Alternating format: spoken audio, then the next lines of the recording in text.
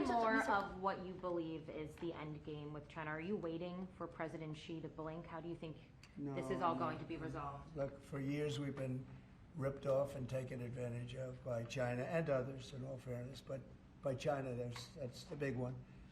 And it's just one of those things. You know, we're making $2 billion a day right now, this country.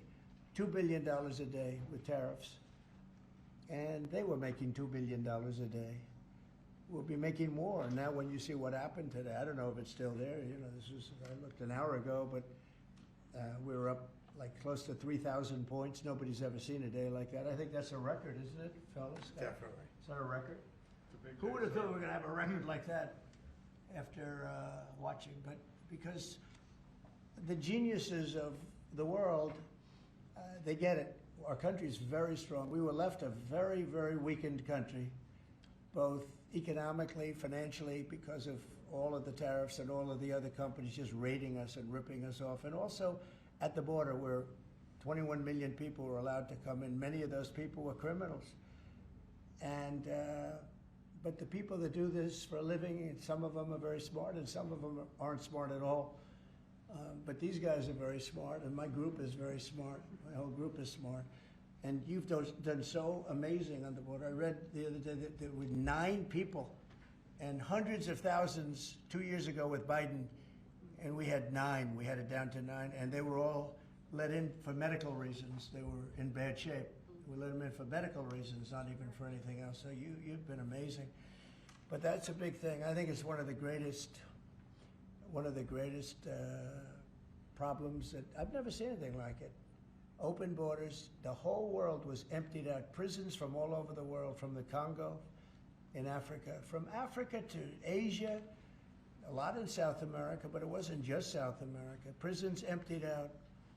And I said it outside with the drivers before, but El Salvador has been amazing, a job that the president's done. He's coming to see me next week, and we look forward to that. But that's really been amazing. Yes? Mr. President, the EU also announced increases in tariffs today.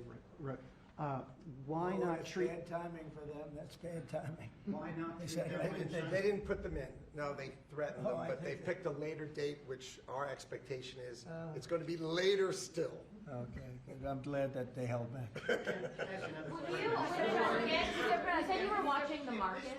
If this was the strategy all along to bring them to the table, why did you instruct or advise, or maybe they did it on their own, some of your top aides to say this is not a negotiation, to hold the line, that they were going to hold the line, that you were not going to change your mind? A lot of times it's not a negotiation until it is, and that happens. And, you know, I said outside that you have to have flexibility to do it right, and that's what we have.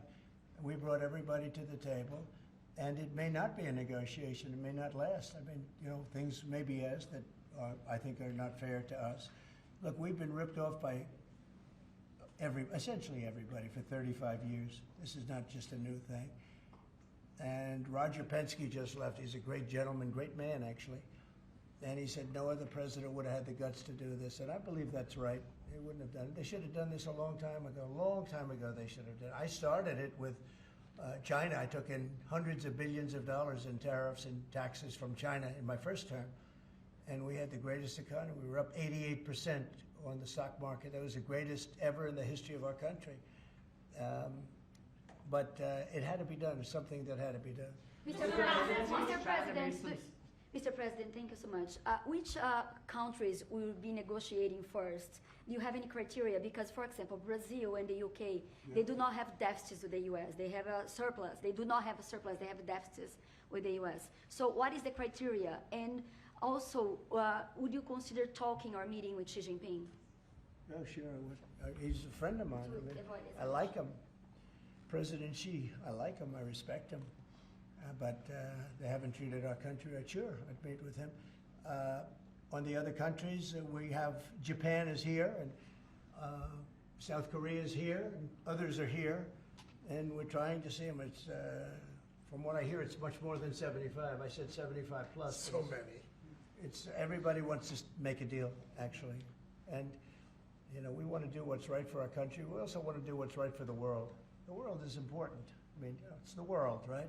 And I think we're going to make a lot of people very happy.